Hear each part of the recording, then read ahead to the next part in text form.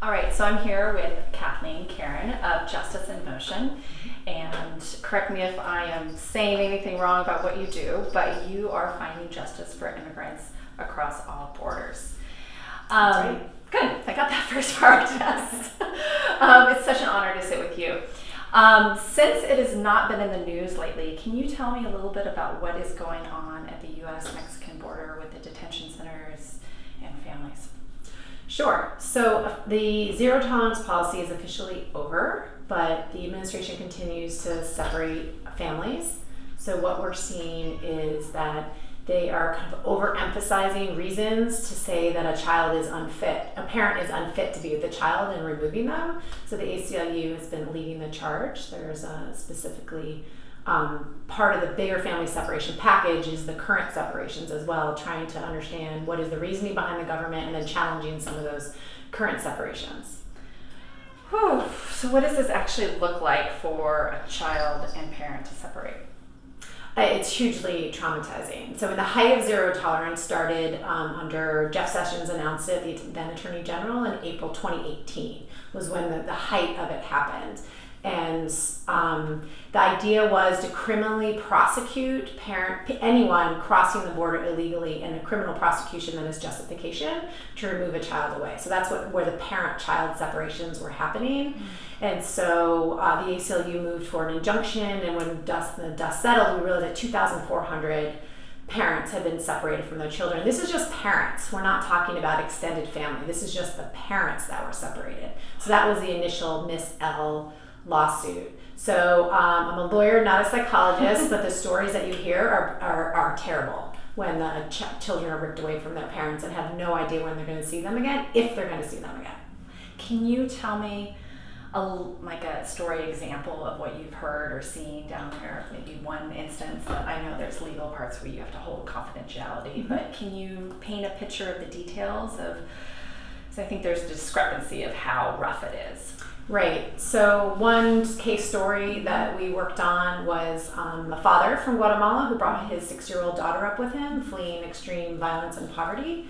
And when he was at the border, they put him in difficult conditions with his daughter. And so for 2 days, they were in freezing, what they call like ice boxes, which are just over air conditioning cells. I mean, imagine crossing the desert and then being put in, highly cold rooms, which the migrants call hileras, like ice boxes is the common term for it. So the little girl was exhausted and constantly sleeping in his arms. And then the father started noticing through the windows that they were separating parents, and he was just having this dread that this was going to happen to him as well.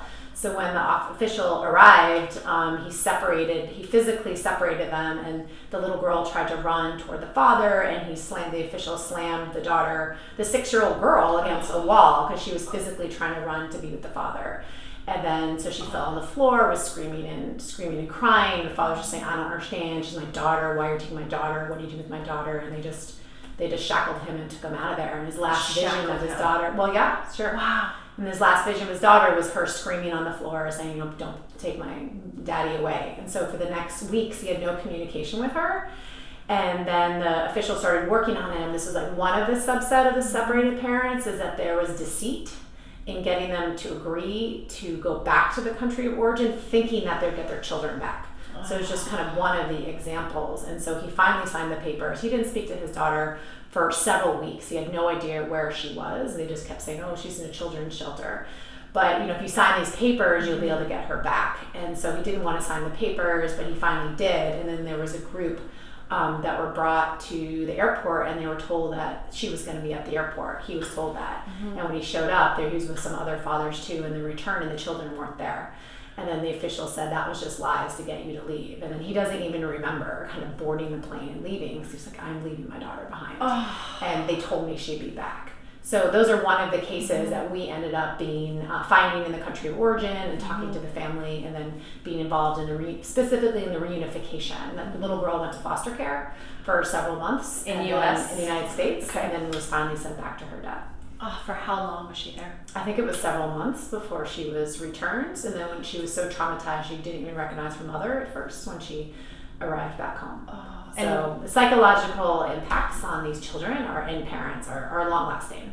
Now I know you're the lawyer and I'm the therapist, but can you Right. tell me some of the symptoms that you might have seen? Not sleeping very well, being very angry at the parents, feeling very betrayed, not understanding why they were left. Especially the younger they are, the more they definitely didn't grasp what the purpose was. They feel some sort of like, why did you leave me behind? You know, some of the cases we're hearing that kids hate the parents. Like they're saying, I hate you. It's like this cry, I love you, I hate you, just total confusion of why they were left behind. You abandoned me. Completely abandoned me.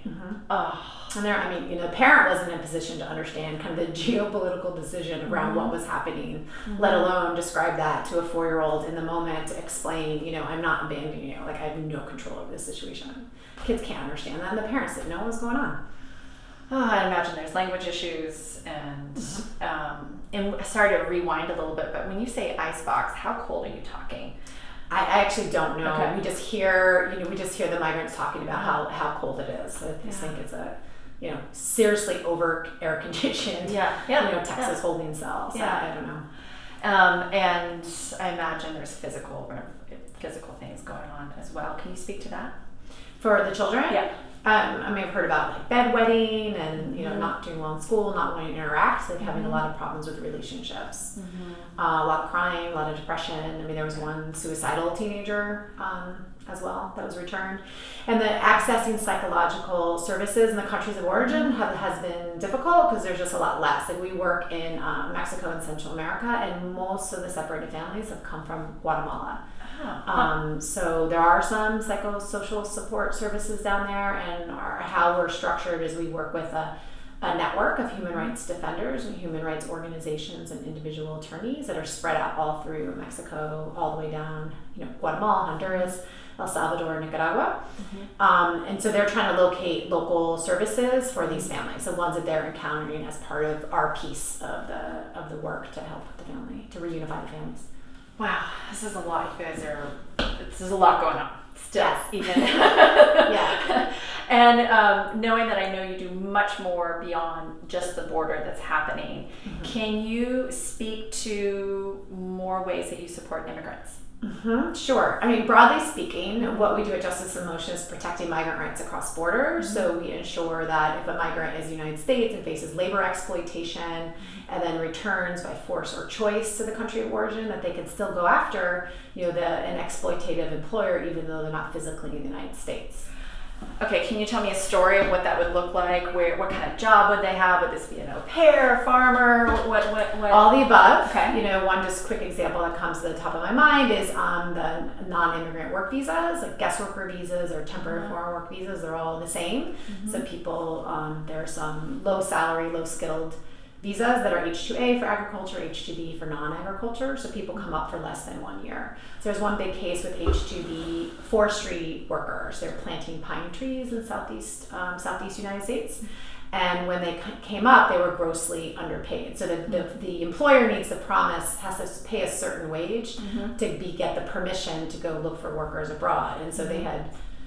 Whether they had no intention, I don't know, but they definitely did not pay what they had promised the government to pay. So I think their average wages were in the 200s. So what happened is when the visa expires, people go home because that's the rules of the program. So we got a call, I think it was from North Carolina Legal Services, to help find more of the potential aggrieved workers back in Guatemala. So it was a big effort to go find several tens of workers to build the case, get more evidence, and then having our defender team up to kind of translate a complicated foreign legal system so that workers that are no longer in the U.S. still feel kind of empowered to do something about their rights, even though they're not here. So that's just one example of the labor rights it was kind of why I founded the organization, because I'm a farm worker lawyer by trade. I was for many years, and that's kind of the origin and came of it, because it was very difficult to represent clients in court when they're no longer here. So why would somebody who's viewing this care why, okay, well, they're not a U.S. citizen, they're taking, the idea is they're taking jobs, why they're gone? Why should we care about somebody who's at another border and we have enough issues? That's what I hear from other people. What's your response to that? Right, broadly speaking, it's about upholding standards for everybody. Right? When you start exempting certain people from protections, it's going to be a snowball effect. So if you look in the labor rights context, for example. If you're allowed to bring people in and pay them $1 an hour, like, why would you ever hire a U.S. citizen if you can get away with paying someone hardly anything and they don't have any access to justice? So it's really not a race to the bottom. It's about being fair to all people when they're physically present in the United States. And if you carve out the people that leave, you're just encouraging this exploitation, which has an effect, a rippling effect upon U.S. citizens that are based in the United States. That makes a lot of sense. It all comes around. Yeah, it does. And I imagine there's international law that takes, I feel like at the border, there's like, part of me goes, where is the UN? Right. But I imagine there's international law about this, or are you working mostly with, this is so out of my realm, law. This is mostly national law. Yeah, psychology and law. Yes, and I'm way out of my realm right now. Well, we're mostly using domestic laws, but international law does play a good role and it kind of underscores and supports the domestic system. So when domestic systems get really out of line, international law is useful because you can say, the rest of the world, like, this is the global standard, how the rest of the world is doing and what we've agreed to in different kind of conventions and treaties. So it's kind of a marker. And also, you can also leverage it to have different international conventions have different kind of rapporteurs or experts related to them, and they can do country sites and country visits and do reports, and just having that global feeling part of the rest of the planet is important. So we can learn from other countries, and other countries are really upset about family separations. It's interesting. It's not just the U.S. citizens, which is fantastic. People in the U.S. are loud and generous and demanding that it ends and making a big difference. But the people in other countries really care about it too. It's pretty. You really do see that the U.S. affects the world, and the world cares about what goes on here, and they're tied to it. If things don't go well and in the United States, it's gonna spill over to their countries as well, which we're seeing with, there's very much a double standard with the administration's policies. They say they don't want migration, but at the same time they're undermining democratic forces in Mexico and Central America, which then provokes migration because it's destabilizing the region. Yeah, so it's bleeding, and it's having domino effects. It's coming back and forth and back and forth. That's right. So touching a little bit of trying to push you into the psychology here. Sorry. I'll try. You can try this. Maybe you can answer it the legal way. I'll approach with the emotion. Okay. So from what I read, I see the emotional struggles of the immigrant would be being voiceless, having lots of fear of being deported, fear of being detained. The voiceless part really comes up to me. Bullied. How does this change some immigrants' life living here? I think, there's about, I think the statistic is 12 million people are here unauthorized. That's bigger than many nation states, right? Many countries are actually smaller than the populations. 5% of the U.S. labor workforce are people that are unauthorized, that are working. So I think before there was always the unsettling feeling that people could be deported at any time. It's just ramped up to a scale that adds kind of like a nastiness and a viciousness to it that wasn't quite as present before. I can understand that. So people feel like they can be deported at any moment, are very nervous about leaving their children. Like it's a very tense time for immigrants in the United States. Yeah, probably. And my guess too is it probably stops us from integrating as a country too.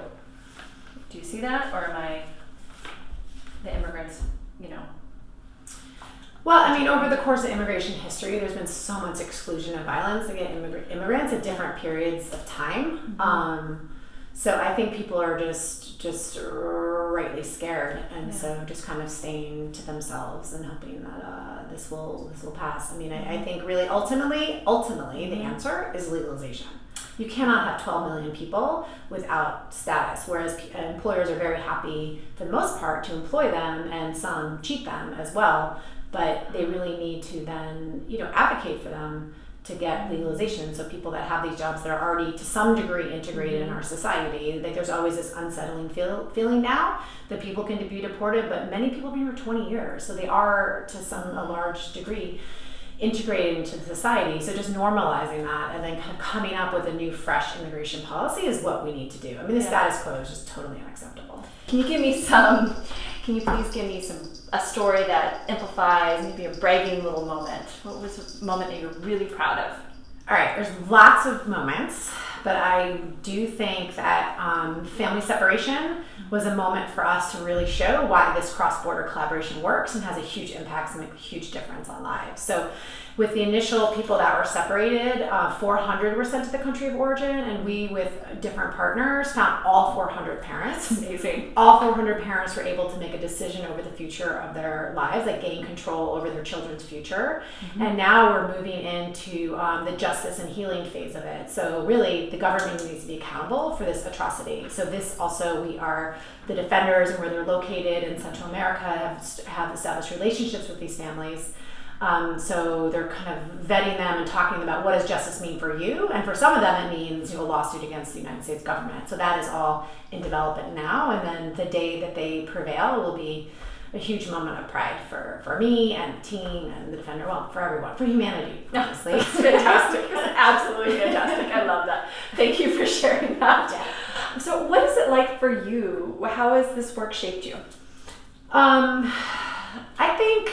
I think it's super empowering to be working cross-border and bringing in different voices into the dialogue, because it was really seen very unilaterally how we were working on legal cases that were affecting people crossing borders. So making these connections with the defenders, working cross borders, I think it has shaped me to be to see bigger and to see a little bit bolder and to try. I mean, it was hard to start an organization on a whole new theory of portable justice because people didn't necessarily believe me that it would work, right? Like they didn't necessarily want to work with people with lawyers in other countries, and so I think it shaped me to stick with your beliefs, and if you have a gut sense that something's going to work, like you just can't give up, and you got to make it work, and it has. And I think family separation has really demonstrated that. Oh, that's fantastic. And you have a family. Mm-hmm.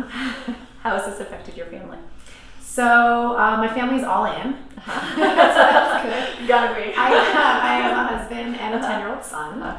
And they've been with me with this adventure. I mean, my son Marley was literally conceived right before our first Defender Network training, when I brought lawyers together from southern Mexico and Guatemala to see, like, can we do this? Does this Defender Network concept make sense? Yep. And so he has kind of grown up with the network, which has been a beautiful thing, and been on trips with me. I mean, when we were expanding further south, we started in Guatemala and Mexico, but then I expanded it to Nicaragua, El Salvador, and Guatemala. And Honduras. My family moved with me. So we all went down to Nicaragua for years. I thought either I'm going to be constantly traveling to do this work and finding defenders and bringing them into the network, or maybe we'll have this whole new adventure for my family. So Marley was 3.5, and my husband had never lived outside the country, and so it was a fantastic experience. So they love it, and they're super proud, and they're better ambassadors than I am about the work. I mean, you talk to them, and they're like really good at talking about what justice across borders looks like. Oh, I can't imagine your 10-year-old just beaming like, "Mommy does." That's fantastic. Yeah. So, forgive me, Shrink Tank, you can edit this out, but if I already asked this question or not, what can people really do to help with the justice for immigrants? Mm-hmm. I think in this particular moment, psychologists have a key role. Volunteering or low bonus. Sorry, I'm like, oh boy, this is on me. Well, I'm going to bring you all into this. Okay. Lawyers have a key role, but we all have a key role. We do. So I think in the sense of the psychological impact and the kind of the insecurity that 12 million people feel in this country, which is the numbers of people who are living here without authorization, that has all sorts of effects, right? On the medical system, because people are probably suffering greater illness from stress, et cetera, et cetera. So I think volunteering, finding the local immigrant center and just seeing if you can be helpful and have some office hours, I mean, that might be great. Donating always is a good thing to support organizations that are doing good work to kind of fight against this crush of taking away migrant rights. And then politically, it's really important that we have the right politicians in the office, doing something, because ultimately what we need is legalization to be able to stabilize the current immigrant population in the United States. And so that's really kind of the longer term political solution. So we can have helping the therapist help, lawyers, voting, and money still speaks. It still helps. Yeah, certainly does. Yeah, and imagine with a small nonprofit too that makes big impact. That little bit goes far. Oh yes, it does. All We right. couldn't have done the family separation work without like the overwhelming generosity of the people in the United States that wanted to do something. It was quite incredible how people responded. Oh, that's fantastic. So what is something that you wish people would understand that maybe they do or some don't, that just really is the heart of it? I think the idea that we're connected beyond borders. I mean, that we have a border that is a real border, but it's also a fictitious border in our minds. And I think we self-censor ourselves, we let ourselves be confined to our nationalism.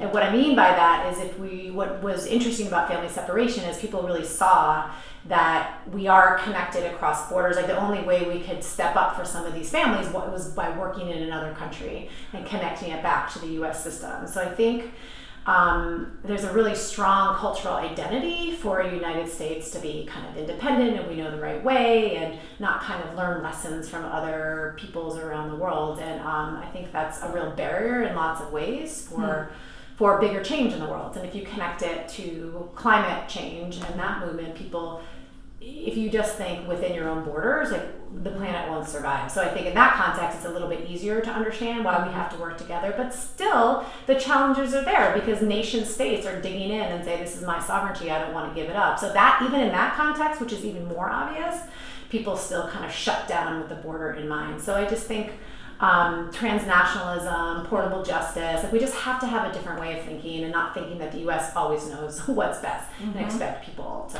follow that. Yes, we would call that a little touch of narcissism in psychology. Okay. We know best. I'm not diagnosing America with it, but we could maybe on some realm. But I love that word you use, transnationalism. That's fantastic. That really sums it up, and that we're all together, the whole world, and we all affect each other. I would love to end on that note. Okay. Thank you so much for your time. This is just absolutely fabulous talking to Cathleen Caron of Justice in Motion, and thank you for your time. Thank you. Thank you very much. Thank you, Tasha.